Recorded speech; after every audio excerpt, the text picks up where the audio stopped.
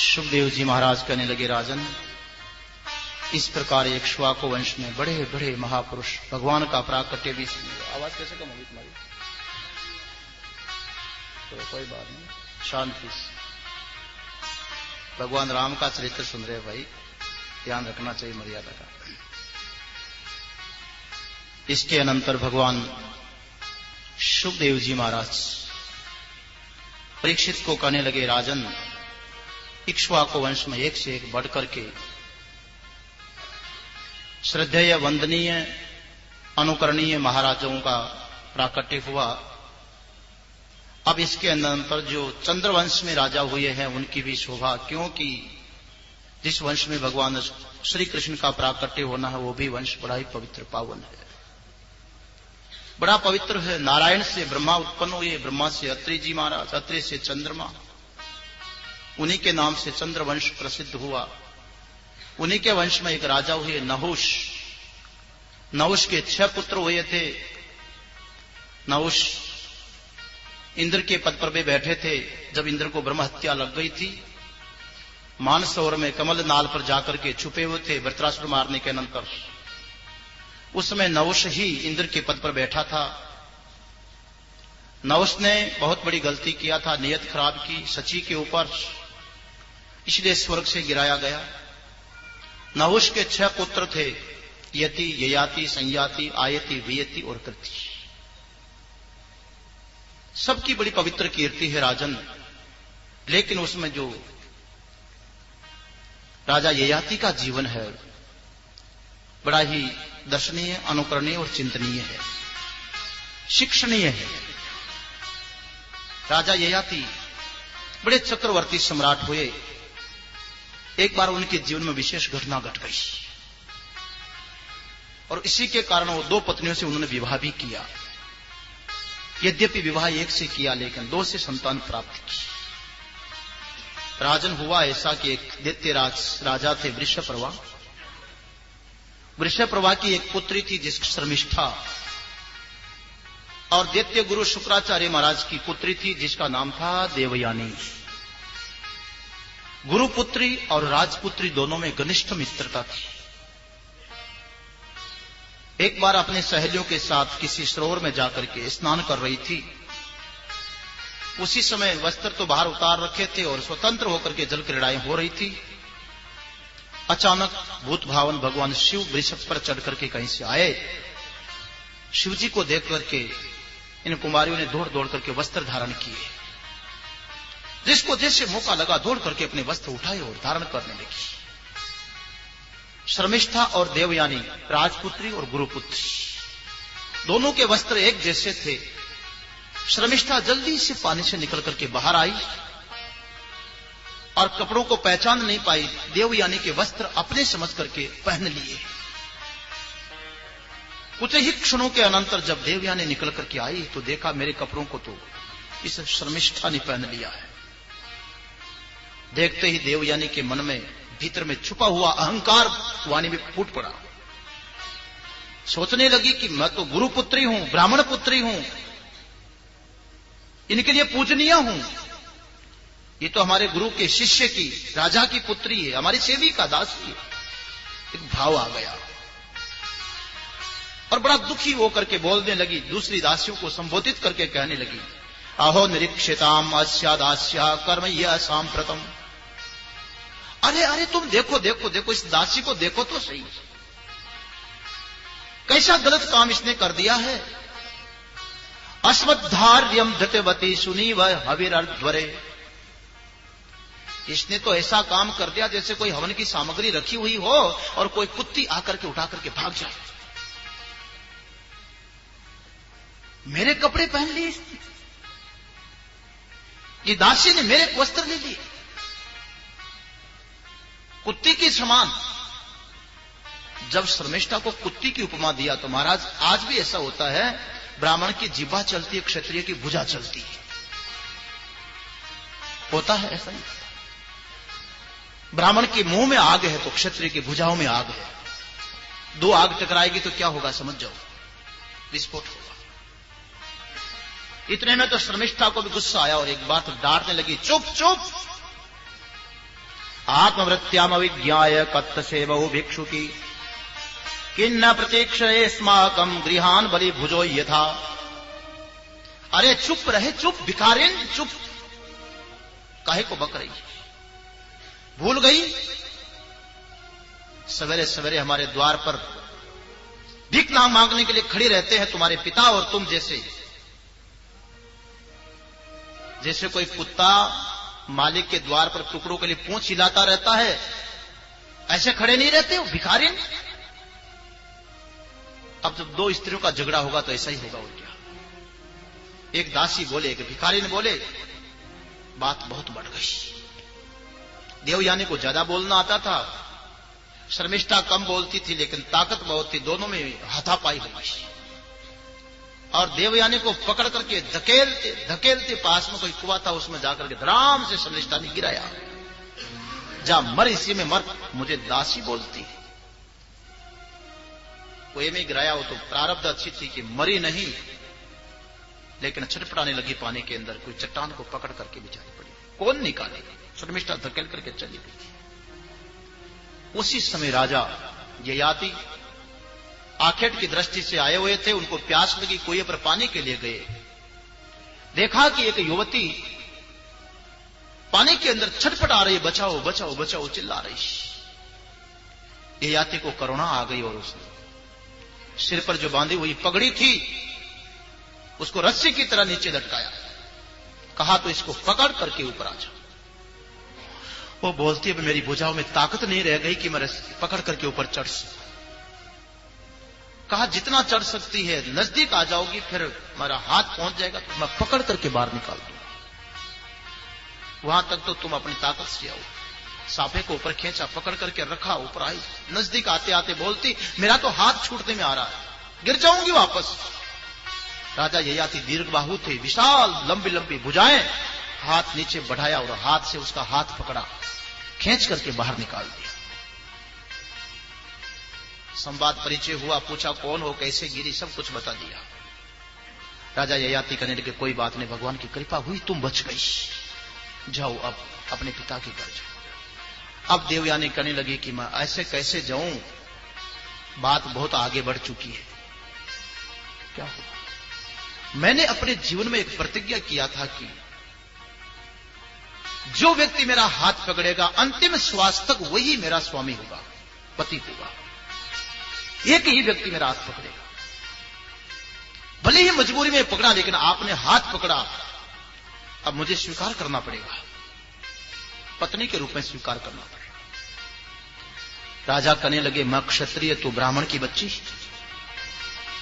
विलोम विवाह कैसे होगा? नहीं नहीं, आपको करना ही पड़ेगा। वैसे भी ब्राह्मण कुल में तो मेरा विवाह होने वाला ही नहीं है। क्यों? मुझे शाप लगा हुआ है, मुझे तो पहले से शाप। मेरे पिताश्री के पास में बृहस्पति का पुत्र संजीवनी विद्या सीखने के लिए आया था कच्छ। बड़ा होनहार बालक था। मैंने उसके सामने प्रस्ताव रखा था कि तुमसे विवाह करना चाहती हूं। उसने कहा नहीं, ये नहीं हो सकता, मैंने तुम्हारे पिता से विद्या पढ़ी है, तुम हमारे गुरु की पुत्री हो, मैं उनका शिष्य हूं, शिष्य भी पुत्रवत होता है, इसलिए तुम्हारा हमारा बहन भाई का संबंध हो गया। तब मैंने उसको कहा कि नहीं, ये मैं नहीं सुनती, तुझे करना पड़ेगा, नहीं करेगा तो ऐसा शाप दूंगी मेरे पिता से जो पढ़ा है सब भूल जाएगा। उसने कहा कि तुम शाप दोगी तो इतनी शक्ति मैं भी रखता हूं। मैंने कहा देखती हूं तेरी शक्ति को। मैंने शाप दे दिया, मेरे पिता से पढ़ी हुई विद्या भूल जाओ। जाते जाते वो भी शाप दे दिया कि मेरा भी शाप है, कोई भी ब्राह्मण कुमार तुम्हारे साथ विवाह नहीं करेगा। तो ब्राह्मण के साथ तो मेरा विवाह संबंध होना ही नहीं था। और यह प्रतिज्ञा थी कि एक ही व्यक्ति मेरा हाथ पकड़ेगा, अब आप मुझे स्वीकार कीजिए। ये याति सोचने लगे ये तो हवन करते हुए हाथ जल गए, गले में घंटे लटक गई। कहा अपने पिता से तो पूछ। देवयानी रोते रोते पिता शुक्राचार्य के पास में गई और सारी कहानी सुना दी, यह घटना भी सुना दी कि ऐसे ऐसी हमारी बात हो गई।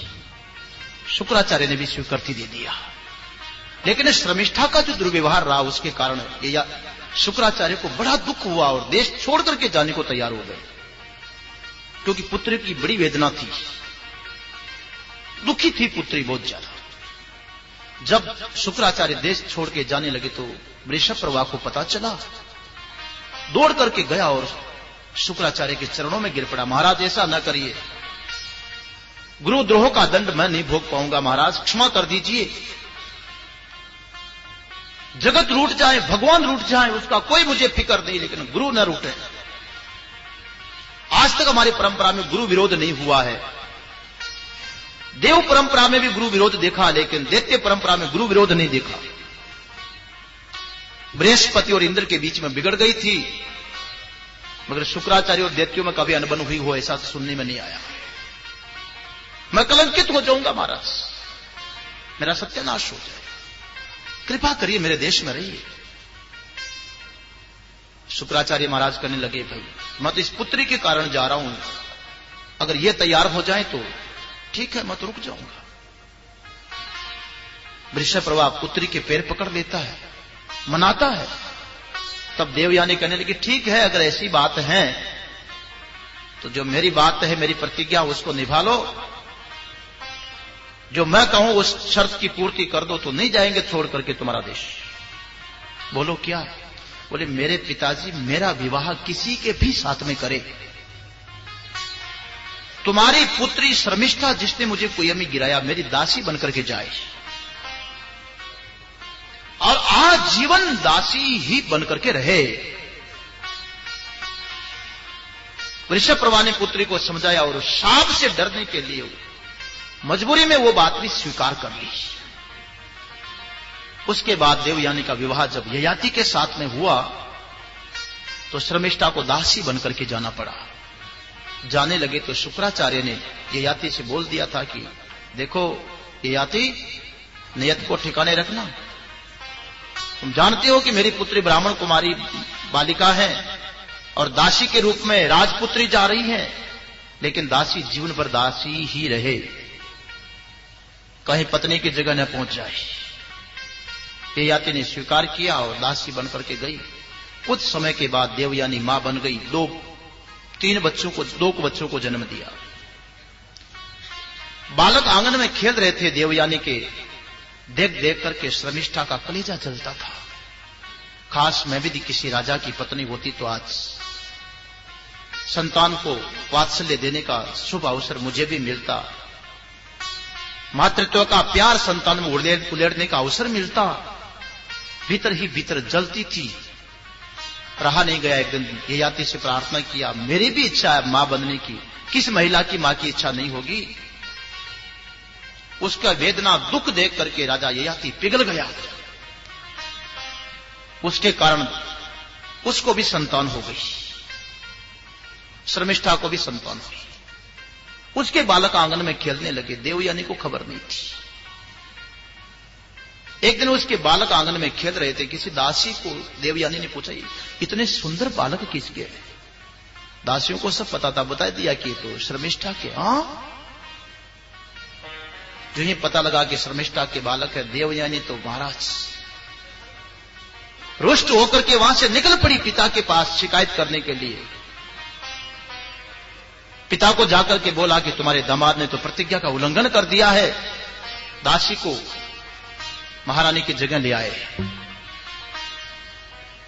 शिकायत हो ही रही थी, इतने में तो तुलसीदास की भांति ययाति भी पीछे पीछे भाग छूटा। पास में जाते ही शुक्राचार्य तो क्रोध में थे ही, देखते कहा, है दुष्ट, प्रतिज्ञा का उल्लंघन किया है, विषयी प्राणी, जा बूढ़ा हो जा। बोला कि देखते देखते नवयुवक राजा ययाति जर्जर हो गया, वृद्ध हो गया। अपनी दशा देख करके गिड़गिड़ाने लगा, कहने लगा शुक्राचार्य को, आपने मुझे बूढ़ा कर दिया, लेकिन शर्मिष्ठा के लिए नहीं, देवयानी के लिए भी तो हो गया। कृपा करो, अभी संसार के राग रंग से मेरा मन नहीं भरा, मुझे जवानी वापस लौटा दो। गिड़गिड़ाने लगा तो राजा ययाति तो शुक्राचार्य कहने लगे, मैंने तो तुम्हें जो कहना था कह दिया, करना था कर लिया, लेकिन पश्चाताप प्रायश्चित करते हो तो एक उपाय हो सकता, तुम 5 पुत्रों के पिता बन गए हो। अपने पुत्र भी जवान होने आ रहे हैं, उन नवयुवक पुत्रों से तुम अगर जवानी मांगो और वो पुत्र संकल्प पढ़ लें तो संकल्प पढ़ते ही उनकी जवानी तुम्हें मिल जाएगी और तुम्हारा पुत्र बूढ़ा हो जाएगा। ये काम हो सकता है। ये याति गया दौड़ करके सबसे बड़े बेटे से यदु से कहने लगा, बेटा अभी मेरा मन नहीं भरा है संसार से, तुम अपनी जवानी मुझे देने का संकल्प पढ़ो, मेरा बुढ़ापा ले लो। बड़ा बेटा तो हंसने लगा, पिताजी शर्म करो, बोलते हुए लज्जा नहीं आती है। दूसरे को कहा तो वही जवाब, तीसरे को वही जवाब, चौथे को कहा वही जवाब। सबसे छोटा पुत्र था पुरु। अब तो राजा हताश निराश हो गए। 4 पुत्रों ने जवाब दे दिया, नकारात्मक जवाब, तो 5वां कौन सा मान लेगा। लेकिन बोल तो दूं, अगर मिल जाए जवानी। पुरु के सामने जाकर के राजा ययाति कहने लगा, बेटा मेरी मनो इच्छा तुम ही पूरी कर सकते हो। एक मेरी इच्छा है कि तुम्हारे नाना के कारण बुढ़ापा आ गया, मेरी वृद्धावस्था तुम ले लो, जवानी मुझे देने का संकल्प कर लो। ये सुनते ही इस प्रसंग को महाराज मैं इसीलिए उठा रहा हूं, संतान कैसी होनी चाहिए वही यहां पर दिखाया है। पिता की डिमांड को देख करके बड़ा सुंदर उत्तर दिया पुरु ने, महाराज पिताश्री मैं तो धन्य हो गए आज। तितम कुर्यात प्रोक्त कार्य तो मध्यम आदमो श्रद्धया कुर्याद कृतो चरितम पितो। पिताश्री 4 प्रकार की संतान होती है, उसमें उत्तम संतान वो कही जाती है जो माता पिता के मन की बात को चेहरा देख करके, मुखमंडल देख करके ताड़ जाए, समझ जाए, बोलना भी न पड़े, उनके मुंह को देख करके समझ जाए कि माता पिता को मेरे से क्या अपेक्षा है, और उनकी आंतर भावना के अनुसार जो अपना जीवन बना ले वो तो उत्तम संतान है। पिताश्री प्रोक्त कार्य तो मध्यम है। कोई ऐसी संतान है जो माता पिता की मन की बात न समझ पाए, परंतु माता पिता ने कहा कि बेटा तुम ऐसा कर लो, अच्छा होगा, हमारा अनुभव है। माता पिता की बात सुनते ही बड़ी प्रसन्नता और श्रद्धा के साथ उसको शिरोधार्य कर ले, स्वीकार कर ले। क्या सोचना है जब आप कह रहे हैं माता पिता गुरु प्रभु की बानी, बिनहि विचार करहीं शुभ जानी। बड़ी श्रद्धा के साथ उनकी बात को स्वीकार कर ले, वो मध्यम संतान, क्योंकि बोलना पड़ा, बिना बोले नहीं समझे। पिताश्री अधमो अश्रद्धया कुर्यात्। अधम संतान वो होती हैं जो माता पिता की आज्ञा को स्वीकार तो कर लेती है, बात मान भी लेते हैं, मगर श्रद्धा से नहीं। उसके पीछे कारण है, कई रीजन है। वो सोचता है यदि पिताश्री नाराज हो जाएंगे, माताओं ये खड़खड़ बंद करो, आगे बैठ करके मोबाइल चलाते हो। मैंने सुबह भी कहा, देखो ध्यान दीजिए श्रोताओं से प्रार्थना है, वाइब्रेट करके रखिए, नंबर देख लीजिए, विक्षेप नहीं। एक बात करते हैं, आसपास वाले सबका ध्यान बढ़ता है, पुण्य की जगह वो पाप लगेगा जो दूसरों का ध्यान बटाओगे। ध्यान रखना। अब अधम संतान वो है जो माता पिता की आज्ञा का पालन भी कर रही है लेकिन श्रद्धा नहीं है। कई लौकिक कारण है, परिवार के और लोग क्या कहेंगे, पड़ोसी क्या कहेंगे, फलाना क्या कहेगा, पिताजी अधिकार अपने हाथ में है, नहीं देंगे कुछ हो जाएगा। कितने सारे लौकिक कारणों को लेकर के बात माननी पड़ती है, अंतर श्रद्धा नहीं है। ऐसी संतान के लिए कहा कि वो अधम संतान है। पिताश्री आकृतो चरितम पितु। चौथी जो संतान तो क्या कहें, वो माता पिता ने कहा कि तुम ऐसा करो, जैसे चारों भाइयों ने मना कर दिया, सचमुच में वो संतान कहलाने के अधिकारी भी नहीं है। वो तो पिताश्री ऐसे ही हैं जैसे रात को भोजन करते हैं और सुबह उठ करके बाथरूम जाकर के गंदगी के रूप में सब निकाल दिया। मानो माता पिता ने कोई गंदगी पैदा करके छोड़ दी है संसार में, वो संतान कहलाने के अधिकारी ही क्या है। आज मैं धन्य हो गया, यद्यपि मेरा उत्तम संतान में स्थान नहीं प्राप्त कर सका हूं, लेकिन कम से कम मध्यम संतान का दर्जा तो मुझे मिल रहा है। हां पिताश्री, ये आपका दिया हुआ शरीर है, जो चाहे आप करें, लीजिए मैं संकल्प पढ़ता हूं। हाथ में जल लिया और संकल्प पढ़ा। इतने में देखते देखते राजा ययाति तो जवान हो गए और सबसे छोटा पुत्र वृद्ध हो गया।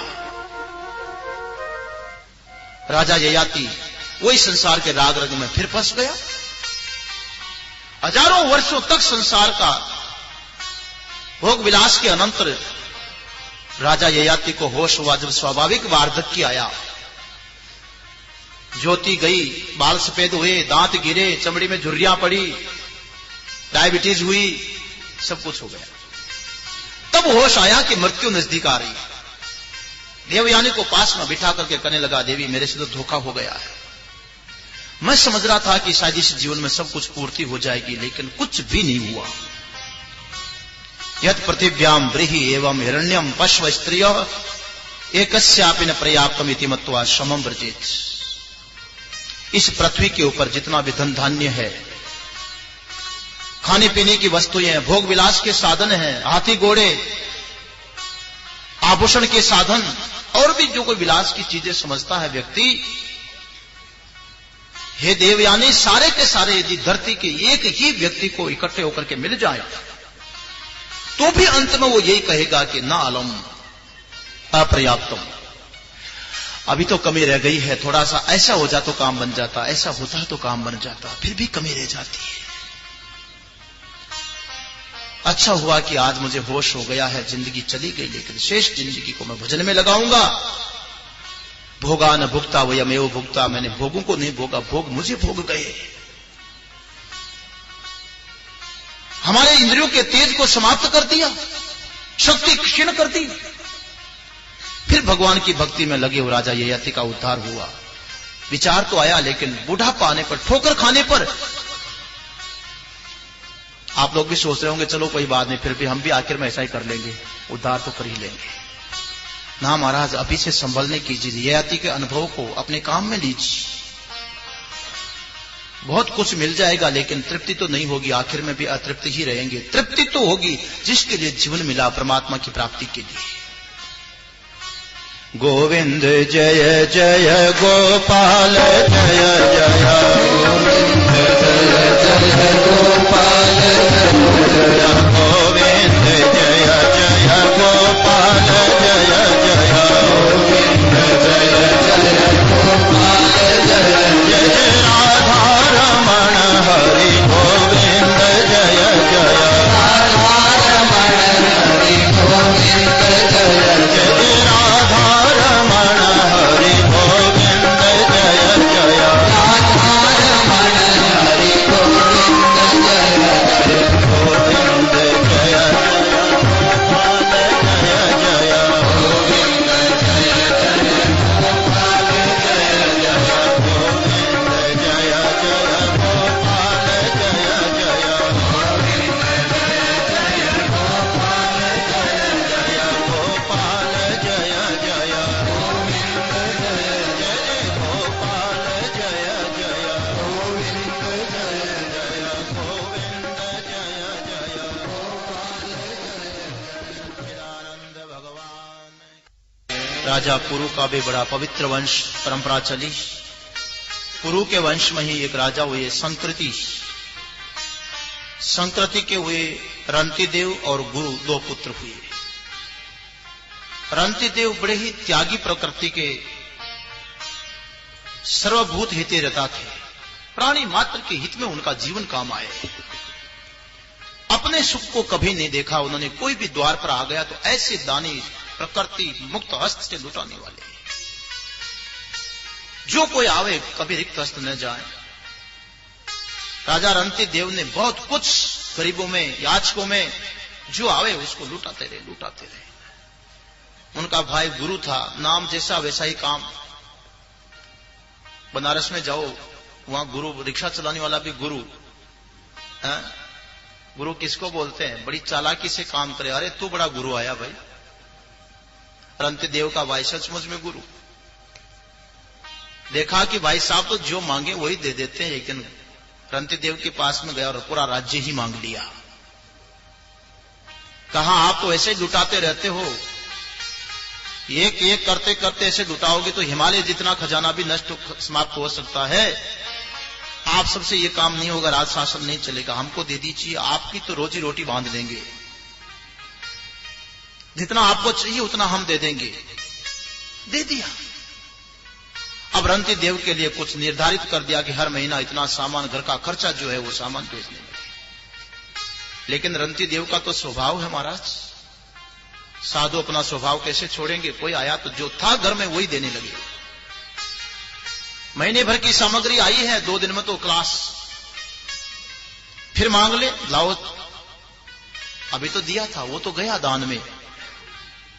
आखिर गुरु ने सोचा कि ऐसे भी काम नहीं चलेगा, हाथ खींच लिया, देने से बंद कर दिया। एक बार तो ऐसी स्थिति हुई कि 48 दिन तक रंतिदेव को खाने को नहीं मिला। फिर भी कहीं याचना नहीं किया, संतुष्ट है अपनी जगह पर। 48 दिन निकल गए तो भाई गुरु को फिर करुणा आई गई, दया आ गई और बढ़िया भोजन बनवा करके भेजा कि मरेंगे ठीक नहीं, अब इतने भूखे रहे तो शायद शिक्षा मिल गई होगी, अब ऐसे नहीं लुटाएंगे। वही शिक्षा देने के लिए ही भाई की दृष्टि तो वही थी कि ऐसी शिक्षा दूं जरा मुट्ठी बंद रहे। लेकिन अपना स्वभाव सज्जन कहां छोड़ने वाले थे। 48 दिन के बाद जब भोजन गया, भोजन की तैयारी हुई, इतने में एक ब्राह्मण अतिथि आ गया। ब्राह्मण अतिथि को भोजन करवाना था, करवा दिया उसी में से। फिर भोजन करने के लिए बैठने की तैयारी करने लगे। इतने में तो फिर दूसरा एक शूद्र अतिथि आ गया। शूद्र आया, उसको भोजन करवा दिया। कुछ बचा खुचा था, इतने में तो एक कोई कुत्तों को साथ में लेकर के फिर अतिथि आ गया। वो भी करने लगा चांडाल रूप से कि मैं तो बहुत भूखा हूं, मेरे कुत्ते भी भूखे। उसने भी खाया और जो बचा था वो कुत्तों को खिला दिया। सारा का सारा जो अन्न जल था, अन्न तो खत्म हो गया और सोचा कि कोई बात नहीं, पानी ही पी लेंगे, जठराग्नि को शांत करना है।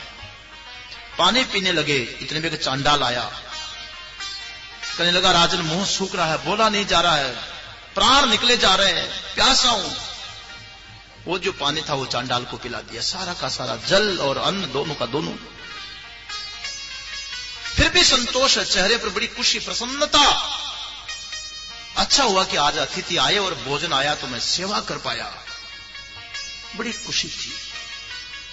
इतने में तो महाराज साक्षात भगवान शिव, भगवान विष्णु, ब्रह्मा जी और धर्मराज उनके सामने उपस्थित हो गए। प्रकट होकर के राजा रंतिदेव को आशीर्वाद देने लगे, इन अतिथियों के रूप में तो हम ही तुम्हारी परीक्षा लेने के लिए आए हैं। तुमने तो इतना बड़ा त्याग किया है, धन्य है तुम्हारा त्याग, अतिथि सेवा। हम तुमको वरदान देना चाहते हैं, अब जो चाहो मांग लो, कोई कमी आएगी ही नहीं। विचार पे मांगो क्या चाहिए। राजा रंतिदेव कहने लगे महाराज मेरे तो मांगने की कोई इच्छा थी ही नहीं। भगवान जब आप अपनी इच्छा से देना चाहते हो तो एक काम करिए, मुझे तो ऐसी चीज दो जिसकी हम लोग कल्पना नहीं कर सकते कभी भी। ऐसी चीज मांगी। न काम ये हम गतिमीश्वरात पराम अष्टार्ध युक्तम अपुनर्भवम वा आरतीम प्रपद्ये खिल देह भाजाम अंतस्थितो येन भवन्त्य दुःखा।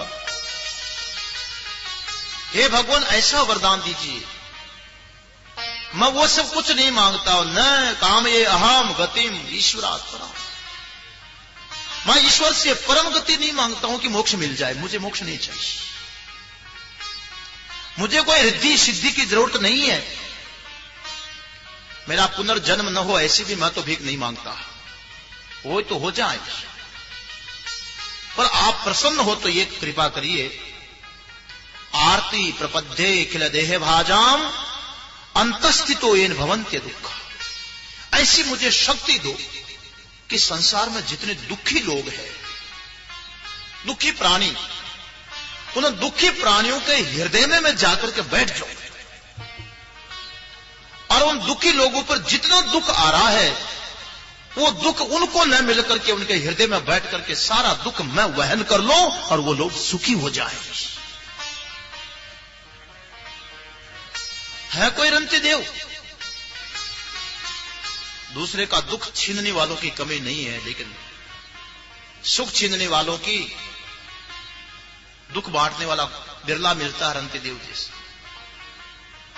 साईं सब संसार में मतलब का व्यवहार, जब लग पैसा गांठ में तो तब लग लाखों यार है, जेब गर्म है ना, फुल है, तब तक तो यार दोस्त आगे पीछे घूमेंगे।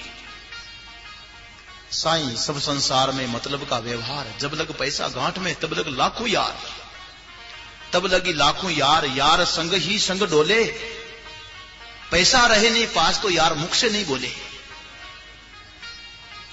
कहे गिरधर कबीराई जगत का यही लेखा, करत बेगर्जी प्रीत मीत कोई बिरला देखा।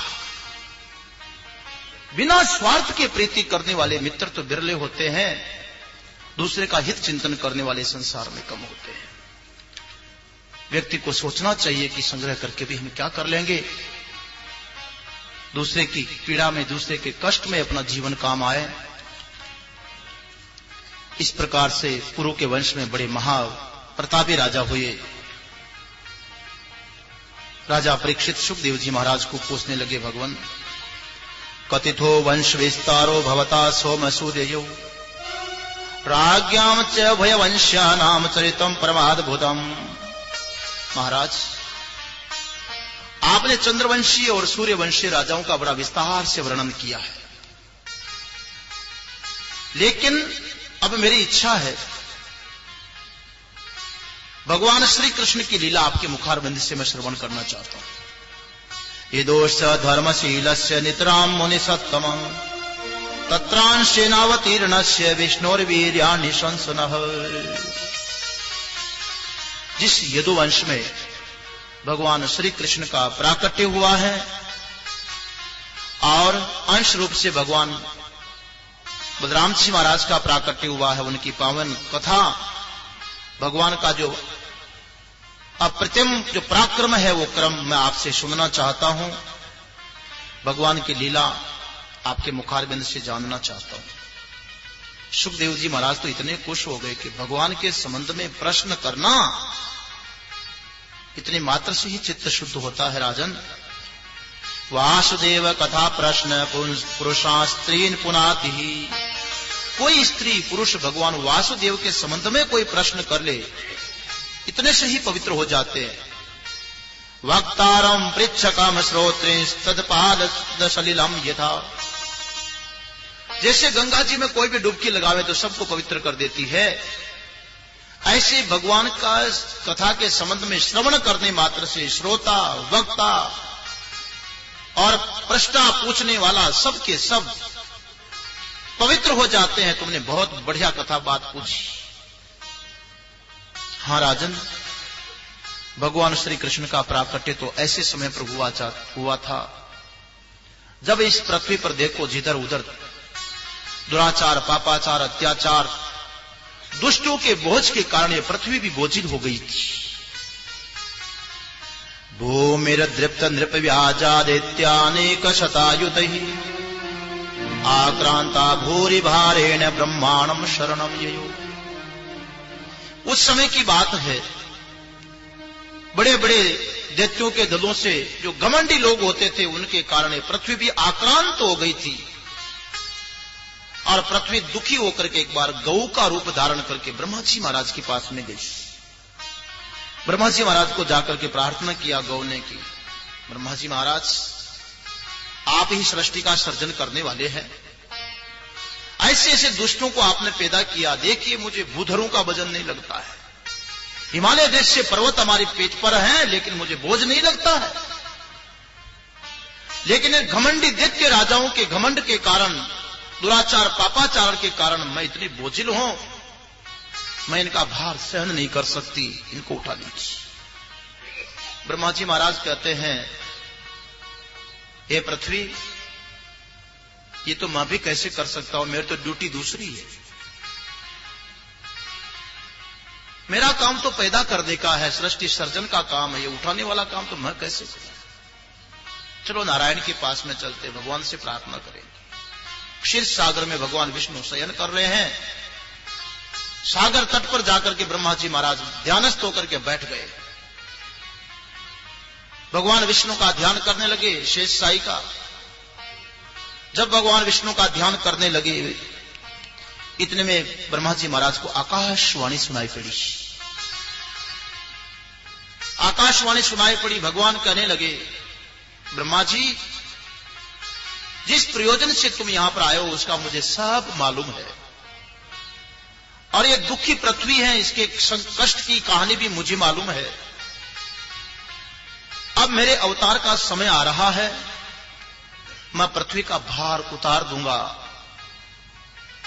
लेकिन मेरे आने से पूर्व कुछ तैयारियां करनी पड़ेगी। हमको भी करनी पड़ रही है ना, भगवान के आने से पूर्व कुछ तो तैयारियां करनी पड़ती है। आकाशवाणी बोलती है, ब्रह्मा जी, जो देवता हैं और दिव्य शक्तियां हैं उनकी, वो सब के सब अपने अंश रूप से ब्रज भूमि में जाकर के प्रकट हो जाएं।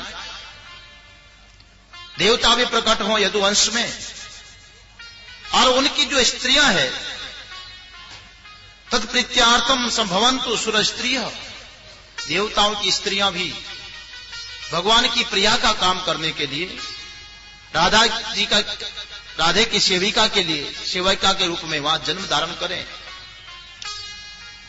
भगवान ने आकाशवाणी बोली, और जो मेरा अंशावतार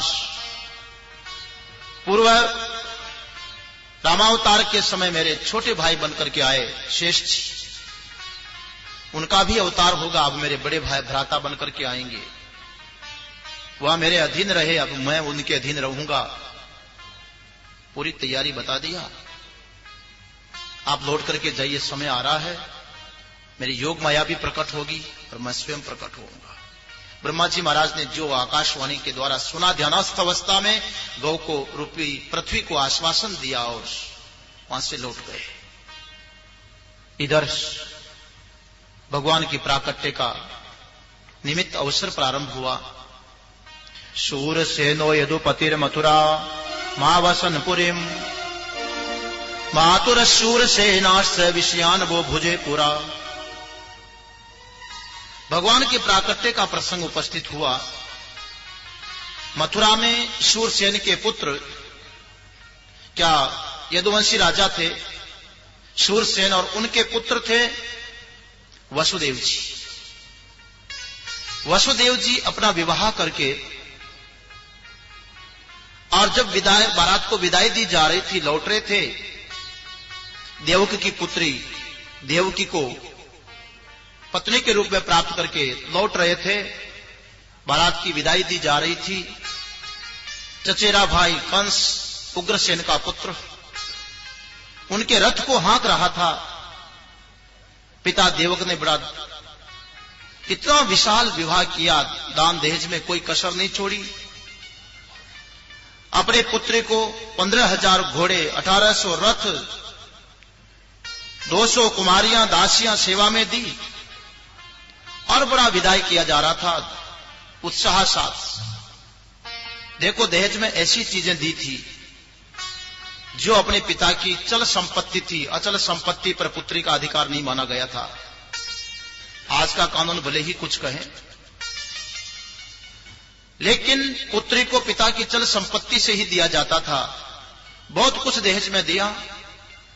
बाजों के गाजे के साथ में बारात की विदाई हो रही थी। इतने में तो एक आकाशवाणी कंस को सुनाई पड़ी। पति प्रग्रहिणम कंसम आवास्याः शरीरवाक अस्यास्त्वमाष्टमो गर्भो हंतायाम वहसे बुध। आकाशवाणी सुनाई पड़ी, हे मूर्ख अबुध, जिसको इतने उल्लास प्रसन्नता के साथ में तो विदाई दे रहा है, इसी की 8वीं संतान तेरा काल बनने वाली है, उसी से तेरी मृत्यु लिखी। कंस ने देखा कि इससे 8वीं संतान से मेरी मृत्यु। दुष्ट व्यक्ति वही होता है जिसको अपने स्वार्थ में कहीं भी ठेस लगी, तेवर बदलते समय न लगे। देखते देखते वातावरण बदल गया, बाजे बंद हो गए। जिसको बड़े प्रसन्नता के साथ में विदाई दे रहा था, एक हाथ में चाबुक पकड़ रखा था, एक हाथ में घोड़ों की लगाम थी, दोनों के दोनों छूट गए। चाबुक की जगह तलवार आ गई, लगाम की तरह देवकी के केश आ गए, बाल पकड़ दिए। कंस ने सोचा कि इसकी गर्दन से सिर अलग कर देता हूं, अभी समाप्त कर दूं तो 8वीं संतान आएगी कहां से? न रहे बांस न बजे। मारने को उद्यत हो गया। यह देख करके वसुदेव जी महाराज तो चकित रह गए। ओहो, ये क्या हो गया?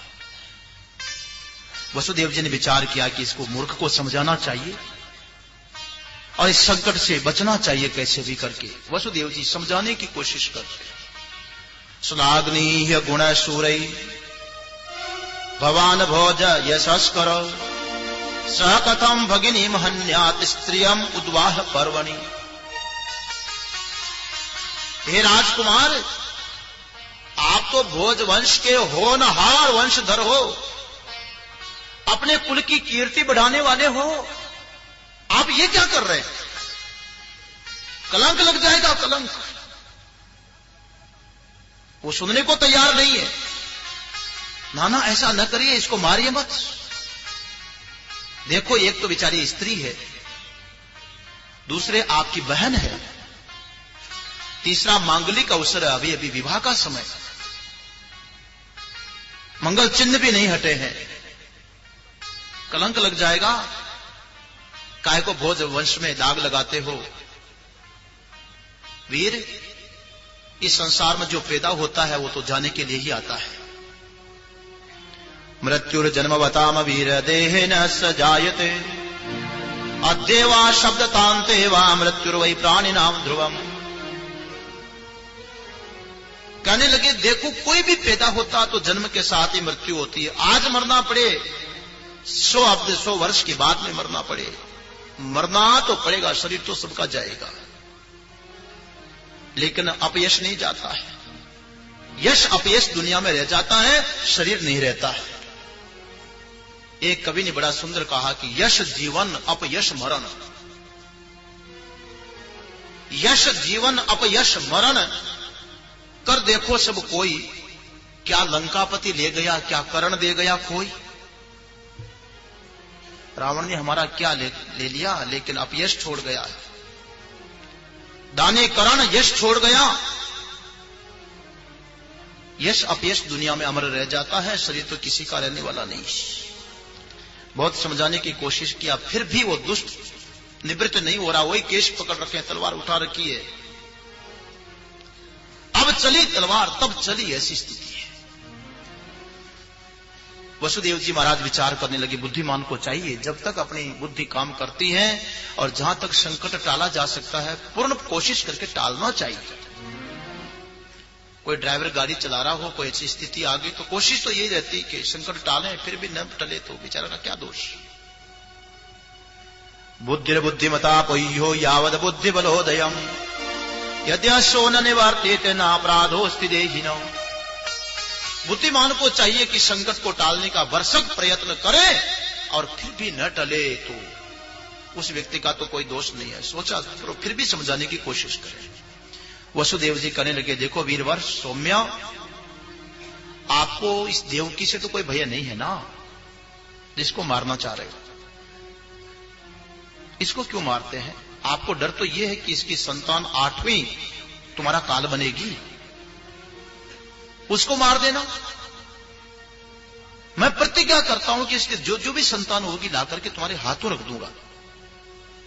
आप चाहो तो छोड़ देना, चाहो तो मार देना। इसको मारने से तो और कलंक लगेगा, तुम भी बदनामी से, कलंक से बच जाओगे। और जो संतान होगी मैं प्रतिज्ञा करता हूं लाकर के तुम्हारे हाथों में रखूंगा। वसुदेव जी ऐसे महात्मा पुरुष थे कि कंस जैसे दुष्ट को भी उनके ऊपर विश्वास था। व्यक्ति को अपना इतनी मर्यादा में रहना चाहिए कि शत्रु भी उसके सामने जाकर के कोई कहे कि उस आदमी ने ऐसा किया वैसा किया, शत्रु के मुंह से भी ये निकल जाए कि नहीं वो ऐसा नहीं कर सकता है। व्यक्ति को अपनी जगह पर ऐसे रहना चाहिए। वसुदेव जी की ये विशेषता थी। कंस को भी विश्वास हो गया और छोड़ दिया। 1 वर्ष के बाद एक संतान को जन्म दिया देवकी ने। प्रतिज्ञा के अनुरूप वसुदेव जी लेकर के आए, कंस के हाथ में दिया। नन्ही सुकोमल संतान को देख करके कंस भी विचार करने लगा, इसको मारने से तो मुझे क्या मिलेगा, मेरा काल तो 8वीं संतान है। ले जाओ वसुदेव जी, वापस ले जाओ। 8वीं संतान को देख लूंगा, इसको मारना ठीक नहीं है। साधु पुरुष के सामने से दुष्ट की भी वृत्ति बदल जाती है। यह सत्य का प्रभाव था। यदि हमारी साधना आप देखते होंगे, किसी महापुरुष के पास बैठने से अच्छे पवित्र विचार आते हैं। किसी कोई ऐसा व्यक्ति भी मिल जाता, उनके संग में रहने से कुविचार पैदा होने लग जाते हैं। वहां का वातावरण ऐसा ही बन जाता है। साधु पुरुष थे, इसलिए कहा कि ले जाओ, इससे मुझे कोई खतरा नहीं है। वापस लौटा दिया। दूसरे ही दिन नारद जी महाराज पहुंच गए कंस के पास। ओह कंस जी, क्या समाचार है? प्रसन्न मंगल तो? अच्छा, बहन बहनोई के क्या समाचार है? वसुदेव देवकी के क्या समाचार है? कंस कहने लगा, समाचार ठीक ही है। कल एक बच्चे को लेकर के आया था, पहली संतान तो हो गई है। क्या किया तुमने? वापस लौटा दिया उसको। तो क्यों?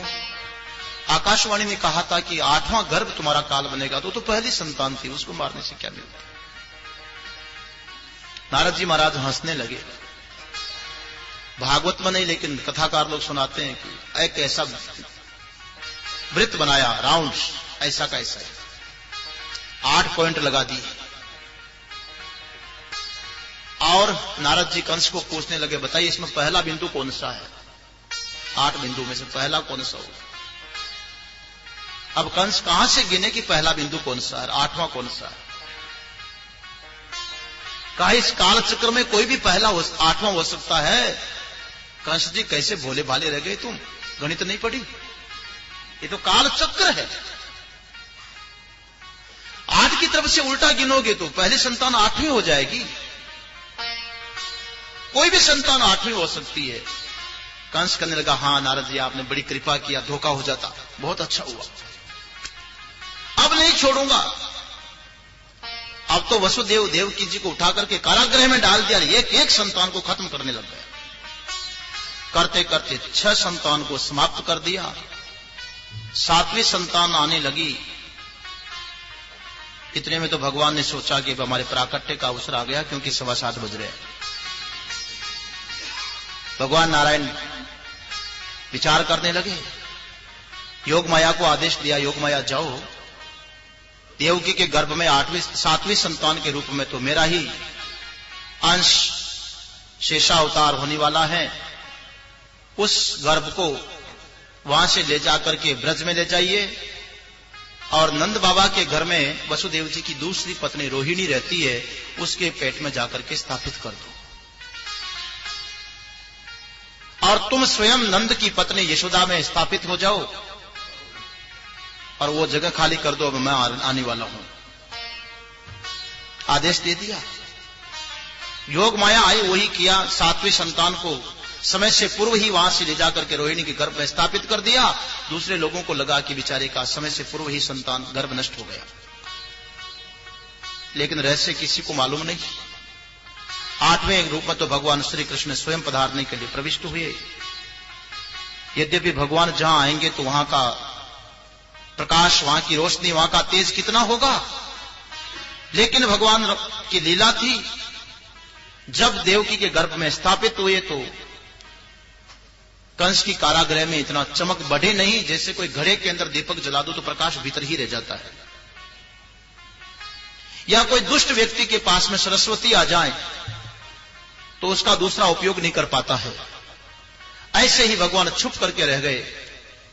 भगवान के प्राकट्य का समय जब नजदीक आया, एक दिन ब्रह्मा जी महाराज नारद जी आदि को साथ में लेकर के, अन्य ऋषियों को लेकर के, भगवान शिव भी सबके सब इकट्ठे होकर के और सूक्ष्म रूप से कंस की कारागृह में कैद में आ गए। वहां आकर के और भगवान की स्तुति करने लगे। उन्हें मालूम था कि भगवान का प्राकट्य होने वाला है। सत्यव्रतम सत्य परम त्रिसत्यम सत्य से योनि निहतम च सत्य सत्य से सत्यमृत सत्य नेत्रम सत्यात्मकम त्वाम शरणम प्रपन्नः। सबके सब देवता प्रार्थना करने लगे, हे नाथ आप तो सत्य व्रत हैं, सत्य संकल्प है। मैंने प्रारंभ में कहा था कि भागवत जी में परम सत्य का ही अन्वेषण है। सत्यम परम धीमहि से ही प्रारंभ हो रहा है। आदि मंगलाचरण था, मध्य मंगलाचरण आ गया। सत्य का ही ध्यान किया जा रहा, सत्य की शरण ली जा रही है और समापन पर भी सत्य ही आएगा। सत्य व्रतम सत्य परम त्रिसत्यम। हे नाथ आप तो सत्य प्राप्ति का परम साधन भी आप ही है। आप त्रिसत्य हैं, भूत भविष्य वर्तमान में सत्य रूप से विद्यमान है। जागृत स्वप्न सुषुप्ति में आप ही सत्य हैं। सृष्टि प्रलय महाप्रलय में आप विद्यमान रहते हैं। महाराज सत्य से योनिम, सारा सत्य जगत है, इसका कारण आप ही है। सारा आप सत्य में ही जगत निहित है। आप तो जगत सत्य का भी परम सत्य है। एक दिन ये जगत तो नाश हो जाएगा, लेकिन आपका नाश नहीं होता। महाराज हे सत्यात्मक सत्य स्वरूप, हम आपको प्रणाम करते हैं, आपको नमस्कार करते हैं, आपकी शरण लेते हैं प्रभु। उसके बाद ब्रह्मादि देवताओं ने देवकी को भी आश्वस्त किया, मां घबराना मत, परिस्थितियों से डरना मत, साक्षात नारायण प्रकट होने वाले हैं। देवकी को आश्वस्त करके देवता वापस चले गए। भगवान के प्राकट्य का समय नजदीक आ रहा है। आइए जब देवता भगवान का आवाहन करते हैं, भगवान को बुलाते हैं, तो हम भी तो मिलकर के आवाहन करेंगे ना। मानसिक रूप से आइए भगवान से प्रार्थना करेंगे, जल्दी से जल्दी दर्शन दे देंगे। चंद्रमोहन जी के शब्दों में शब्द मिलाकर के प्रभु को आह्वान करेंगे। आओ आओ हरि तेरी सभा भरी रंग छारा। आओ आओ हरि तेरी सभा भरी रंग छारा।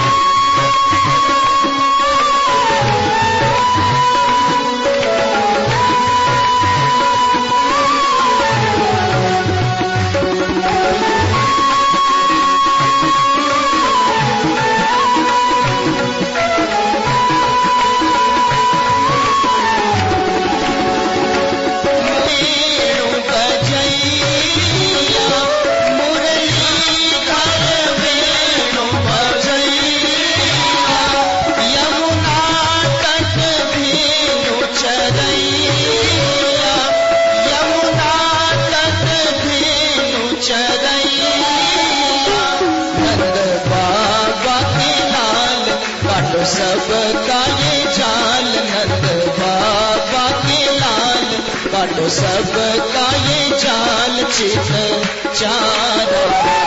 आओ आओ हरि तेरी सभा भरी रंग छारा।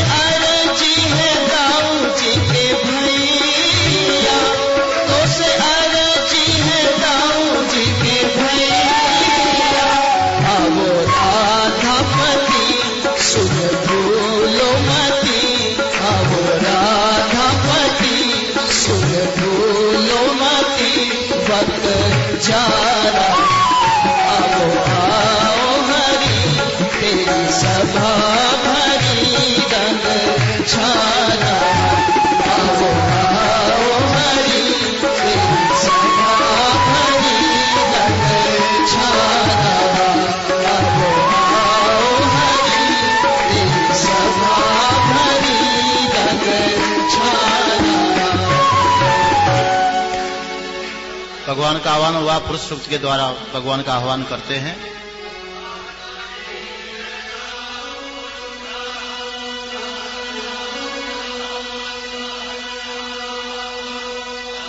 ओमिगो सर्वादव्रतवा यदिष्टद्धजाङ्गुलाम्मा पुरुष एव दग्गो सर्वञ्जभूतञ्च भाव्यम्मा भूतामृतवस्येषानो जदन्तेन तिरोहति एतावानस्य महिमातो ज्यायांश पूरुकः पादोऽस्य विषवा भूता नितरेपादस्यामृतम् देवी श्रीपादोर्ध्व उदयत्पूरुकः पादोऽस्येह भवत पुनः ततो विगवन् विगरामस्साधनान्नशने ततो विराडजायत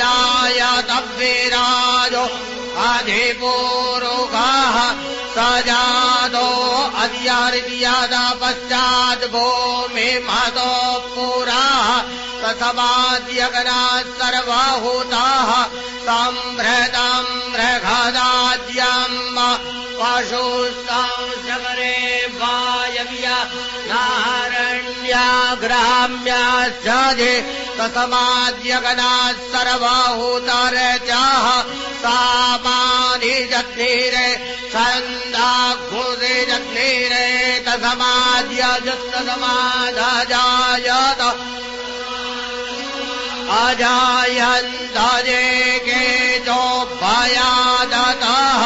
गावो हजग्निरे तथमाज्जाता अजामयः तञ्जग्नं वरेः विरोक्षन् पुरुषन् जातमगरतः तेन देवा अयजन्तसाद्य ऋगयश्च जे जतपूर्वं व्यददुः कदिदाव्यकल्पयन् मुखं किमस्यासीत् किं बाहु किमूरुपादा उद्येते ब्राह्मणोऽस्य मुखमासीत् बाहु राजन्याः कृतः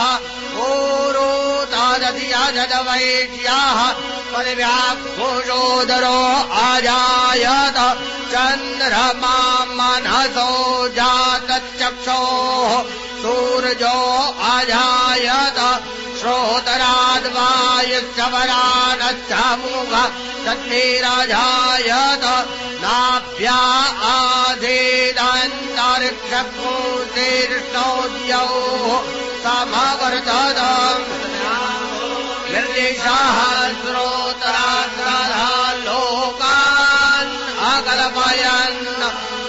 पुरुगेण हविगा देवा जन्नामतन्वत वसन्तोऽस्यासेन जङ्ग्रेकमहिदमः शारद्दवेः सप्ताद्यासन् पारिदायतरे त्रेताः देवा जन्यगनन्दन्वाहन आपजनन् पुरुगम् पशुम् जत्नेन जत्नमय जन्त देवास्तानि धर्म निप्रधमान्यासन्न ते हनागम् महिमानः अक्षम शांत रक्ष ग्रह तारकम।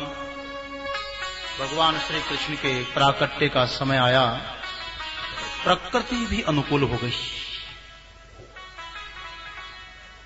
प्रकृति समस्त गुणों से युक्त बड़ा सुंदर सुहावना समय। रोहिणी नक्षत्र था।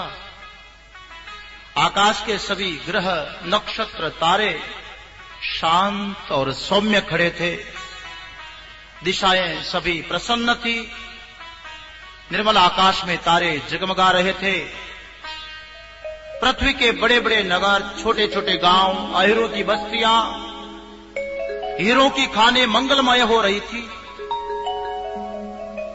नदियों का जल निर्मल हो गया। रात्रि का समय होने पर भी सरोवरों में कमल खिल गए। वन में वृक्षों की पंक्तियां रंग बिरंगे पुष्पों के गुच्छों से लद गई। कहीं पक्षी चहक चहक चहक कर रहे थे तो कहीं भौरे गुनगुना रहे थे। उस समय परम पवित्र और शीतल मंद सुगंधित वायु ऐसे चल रही थी, स्पर्श मात्र से लोगों को सुख मिल रहा था। ब्राह्मणों के अग्नियों की आग कंस के अत्याचारों के कारण जो बुझ चुकी थी, अपने आप से फिर से जल उठी।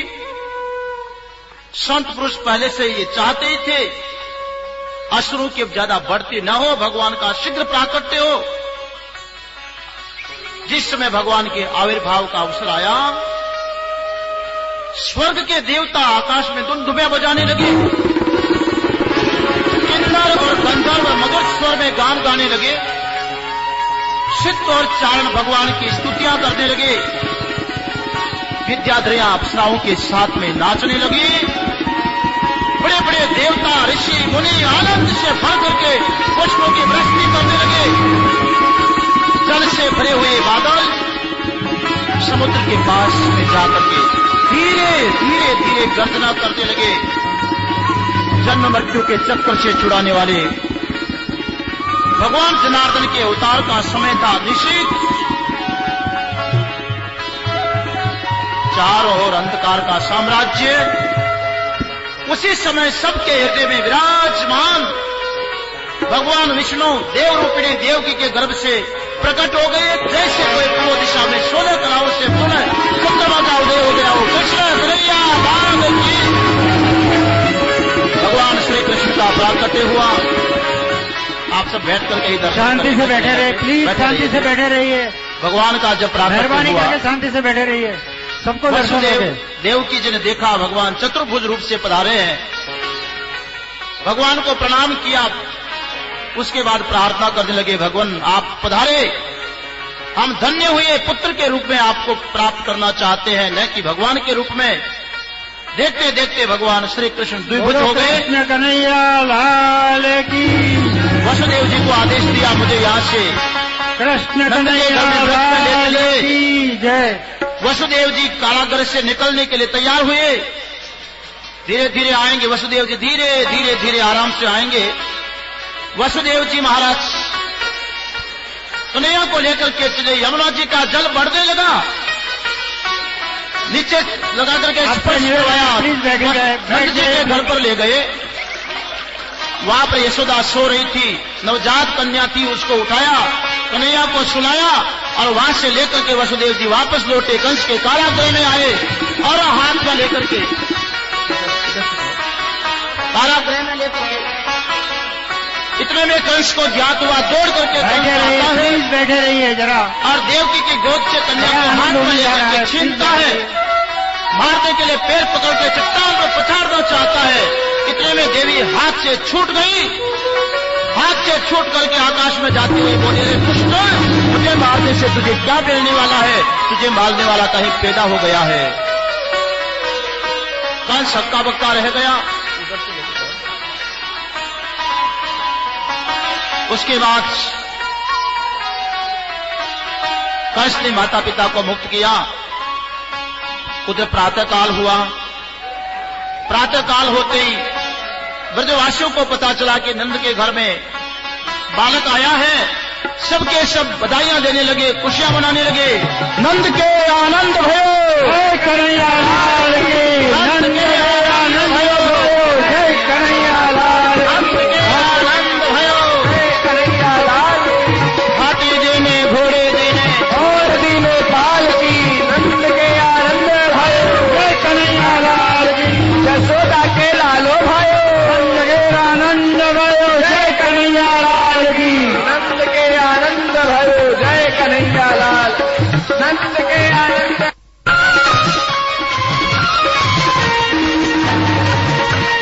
टीका बिलोंगी झूमर बिलोंगी, टीका बिलोंगी मैं वो झूमर बिलोंगी, कुंडल की कर दे वो साए, यशोदा मैया दे दो बधाई, कुंडल की कर दे वो साए, यशोदा मैया दे दो बधाई, दे दो बधाई मैया दे दो बधाई, दे दो बधाई मैया दे दो बधाई, कृष्ण जन्म सुन आई, यशोदा मैया दे दो बधाई, कृष्ण जन्म सुन आई, यशोदा मैया दे दो बधाई।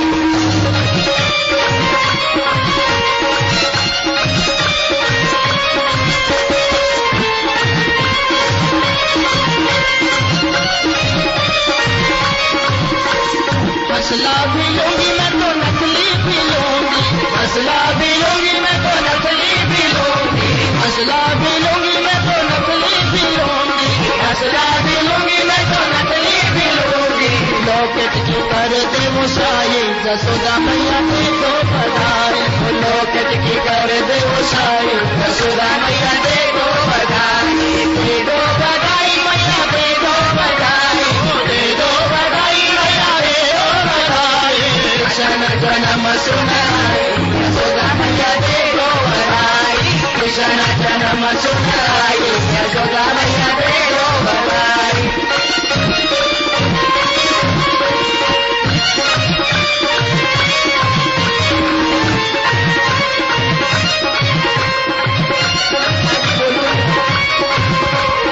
साड़ी भी लूंगी मैं तो लहंगा भी लूंगी, साड़ी भी लूंगी मैं तो लहंगा भी लूंगी, साड़ी भी लूंगी मैं तो लहंगा भी लूंगी, साड़ी भी लूंगी मैं तो लहंगा भी लूंगी, चूनर की कर दे वो साई, यशोदा मैया दे दो बधाई, चूनर की कर दे वो साई, यशोदा मैया दे दो बधाई, दे दो बधाई मैया दे दो बधाई, दे दो बधाई मैया दे दो बधाई, कृष्ण जन्म सुन आई, यशोदा मैया दे दो बधाई, कृष्ण जन्म सुन आई, यशोदा मैया दे दो।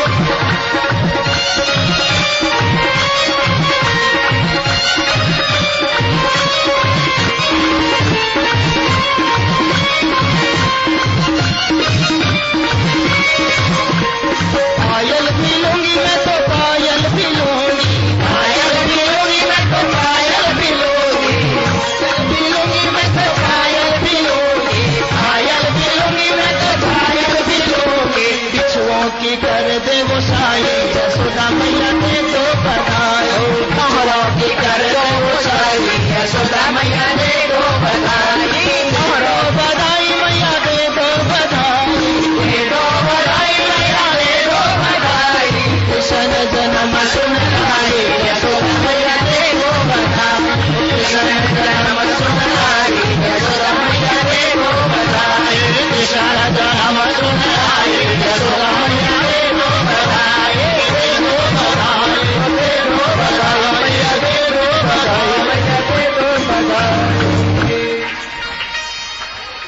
थोड़ी जगह करें, गरबा वालों के लिए जगह कीजिए। अभी बड़ा अच्छा, थोड़े थोड़े पीछे किसके गरबा नृत्य वालों के लिए जगह छोड़ दो। हाँ सुनाइए जल्दी। नंद गेरा नंद भयो, जय कन्हैया लाल की, नंद गेरा नंद भयो, हाथी घोड़ा पाल की, लाल की, हाथी घोड़ा पाल की, जय कन्हैया लाल की, नंद गेरा नंद भयो, जय कन्हैया लाल की, नंद गेरा नंद भयो, जय कन्हैया लाल की, हाथी घोड़ा पाल की, जय कन्हैया लाल की।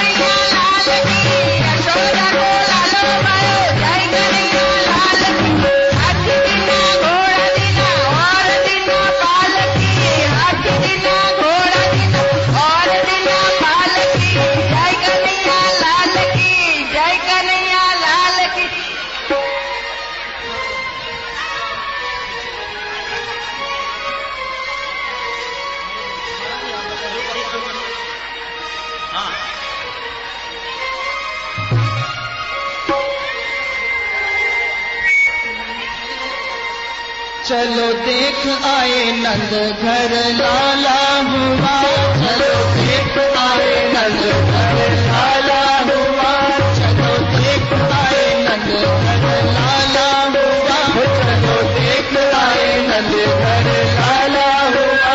यदुवंश के कुल का उजाला हुआ, यदुवंश के कुल का उजाला हुआ। चलो देख आए नंद घर लाला हुआ, चलो देख आए नंद घर लाला हुआ।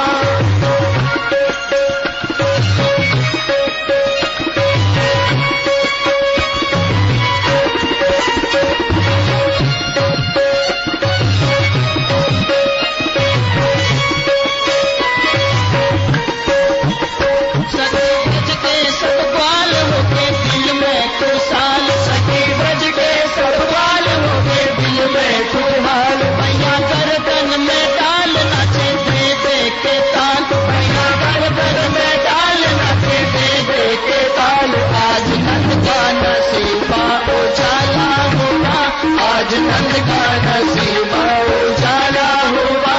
चलो देख आए नंद घर लाला हुआ, चलो देख आए नंद घर लाला हुआ।